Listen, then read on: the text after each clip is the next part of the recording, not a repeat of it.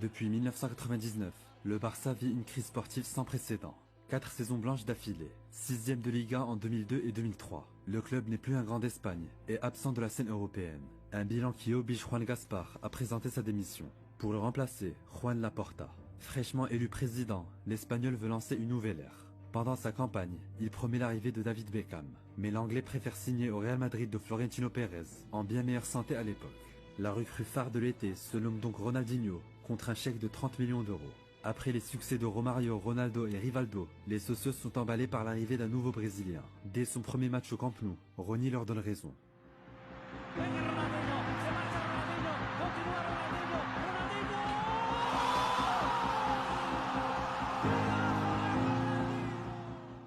Sur le banc, Frank Rijkaard sait que cette équipe doit tourner autour de Ronaldinho et de personne d'autre. Au top physiquement, Rony dispute 45 matchs dans la saison. 22 buts, 11 passes D. Mais au-delà des stats, son style de jeu et son simple sourire dissipent les ondes négatives des années passées. Xavi l'explique très bien. Más allá de lo futbolístico, Ronaldinho nos trajo alegría, nos trajo positividad, nos trajo jugar sin complejos. Yo nunca había visto en mi época freestyle, no existía eso. Nadie de mi equipo dominaba. El primer jugador que vi realmente hacer algo fuera del lugar y fuera de la normalidad era Ronaldinho cuando llegó al Barça. Ronaldinho joue aussi le rôle de grand frère pour le tout jeune Messi. À l'époque, l'Argentin n'a que 16 ans et se montre très timide dans le vestiaire. Rony et Deco l'aident à s'intégrer et l'emmènent tous les jours à l'entraînement. Messi aurait d'ailleurs choisi son premier numéro en leur hommage. Le 30, somme du 10 de Ronaldinho et du 20 de Deco. Au terme de la saison, toujours pas de titre pour le Barça, mais une deuxième place encourageante en Liga. En été 2004, Laporta frappe un gros coup en signant l'ex-madrilène et légende de Majorque, Samuel Eto'o.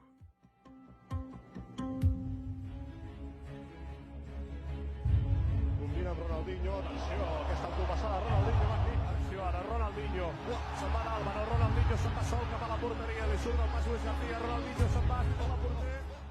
La saison 2004-2005 marque le retour du grand Barça. Toujours imprenable en Liga, Ronaldinho marque ses 2 premiers buts face au Real Madrid, dont un sublime coup franc qui trompe Casillas.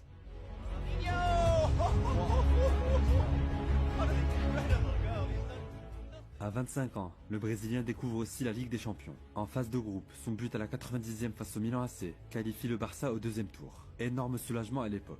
En 8e, les Catalans s'inclinent face au Chelsea de Mourinho.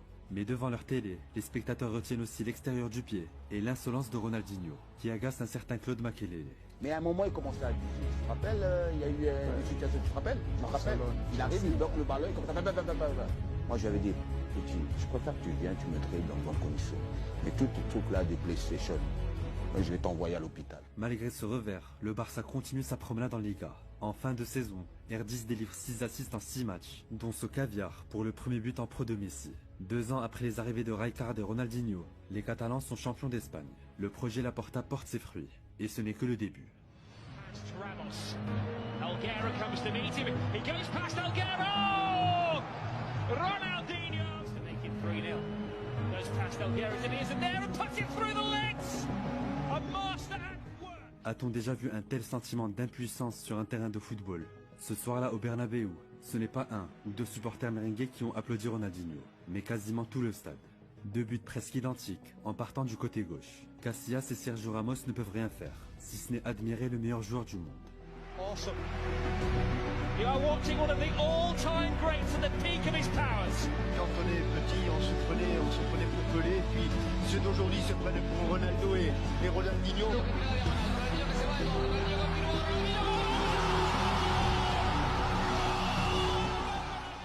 En fin d'année, Rony remporte logiquement le Ballon d'Or, devant Lampard et Girard qui complètent le podium. Porté par le duo Eto'o-Ronaldinho, les Catalans se hissent jusqu'en finale de C1. Au bout d'un match renversant, Rony sort gagnant du duel avec Thierry Henry. Champion d'Espagne, champion d'Europe. Avant le mondial 2006, le Brésilien est le grand favori pour remporter son 2e Ballon d'Or d'affilée.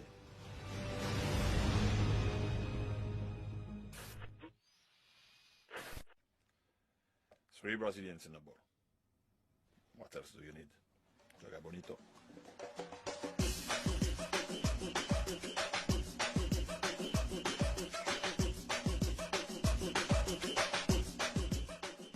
Le Brésil arrive en Allemagne, en grand favori du mondial. Dans un effectif qui regorge de stars, Ronaldinho a les clés du jeu, mais ne trouve jamais la serrure. Quelques gestes de grande classe bien sûr, mais insuffisants pour un ballon d'or en titre. Aucun but dans la compétition et très peu de complicité avec Ronaldo, Adriano et Kaká. Face à la France en 8e, le Joga Bonito ne prend pas. Son coup franc en fin de match laisse un goût très amer. Et pas loin, frappe de Ronaldinho, au-dessus. Peut-être qu'on tire le bon bout. Foi um Copa da Seleção Brasileira, né? Na minha cabeça sempre tive bem claro isso, fazer o meu melhor para ajudar a Seleção Brasileira, então criou-se uma expectativa muito grande em torno da seleção, que tinha que ganhar e jogar bonito, só vencer não era suficiente, e agora sem sair assim é o que nos deixa mais triste. De retour à Barcelone, Ronaldinho est méconnaissable. Les coups de génie sont toujours présents, comme ce rush incroyable face à Bilbao. Mais la régularité des saisons précédentes a disparu.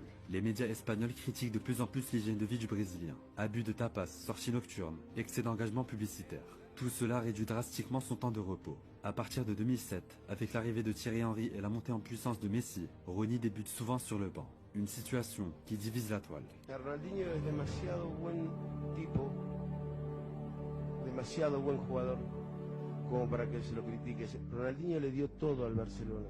Tal es así que ahora no juega Ronaldinho y el Barcelona no gana nada.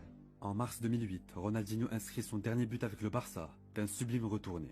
15 jours plus tard, une grosse blessure aux adducteurs met un terme à sa saison. 4 mois avant son départ pour le Milan AC, Ronny n'a que 28 ans, mais en fait déjà 32. Ronaldinho était le meilleur joueur au monde ou le meilleur joueur de tous les temps. Mais seulement un joueur qui ne s'entraîne pas tous les jours. Au bout d'un moment donné, ça paye cash.